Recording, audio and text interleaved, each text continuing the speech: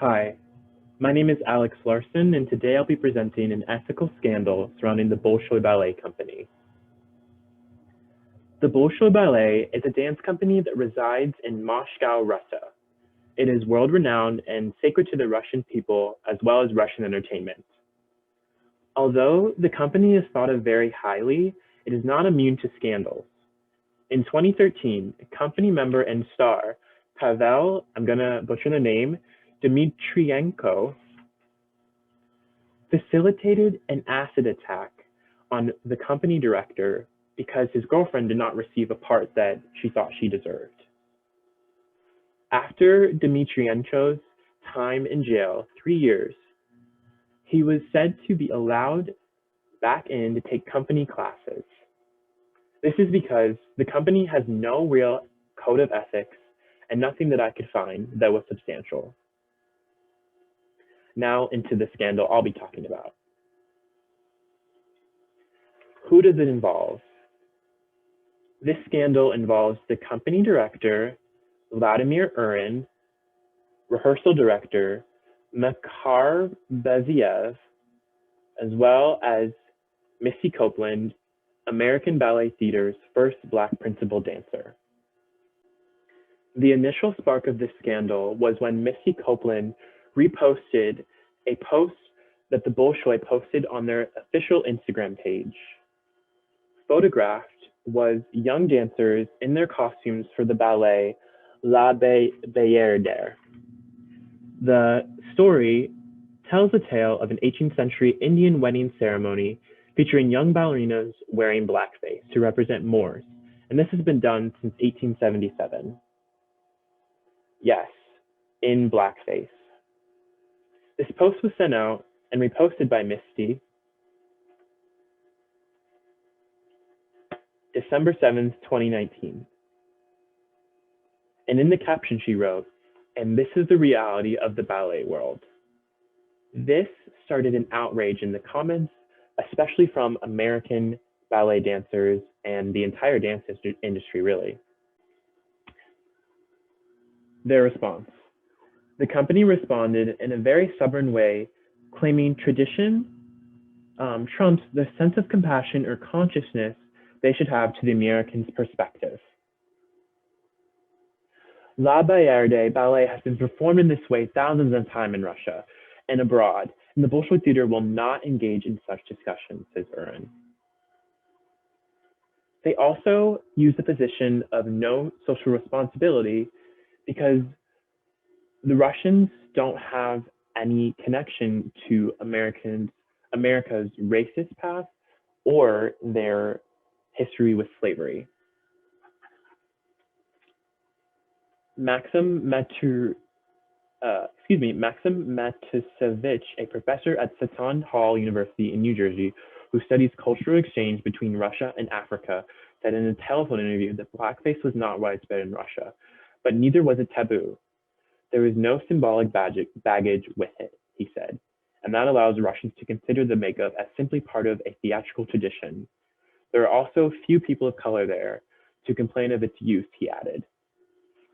Now, although Russia as a country might not have any immediate connection to America's racist history or slavery, is it still their responsibility to acknowledge the pain it evokes from their audiences in America? Let's look at this situation a little more ethically, starting with virtue ethics. Virtue ethics has a great emphasis on one's individual character. Virtue, in this theory, can be defined as the midpoint or balance of the good. There's such thing as the golden mean in this theory, which is the midpoint. Now, Aristotle, who created this theory, may urge the Bolshoi to potentially continue their tradition, but in a less extreme way, simply by wearing black-fitted costumes, as other companies had done. This would be a sense of a compromise for the company and potentially bring back their audience from America. Virtue ethics might tell us that in this situation, it is socially irresponsible to not be aware of the social implications of utilizing this outdated behavior. Egoism theory. Now, the egoism theory assumes that everyone acts in their own self-interest. And within this theory, the pursuit of self-interest is considered to be ethically correct. So because of this, egoism defines the pursuit of self-interest as ethically correct. They would agree that the Bolshoi tradition trumps the sensitivity of the social climate. The Bolshoi is doing what they perceive as correct. They're following their tradition and continuing what they believe is sacred. They would say they're not responsible to be conscious of how their actions may impact their audiences in other countries, and would continue to utilize the tradition as they please. Lastly, let's look at this from a utilitarianism perspective. This moral theory focuses on the results or consequences of our actions and treats intentions as irrelevant. Our actions should leave the world a better place.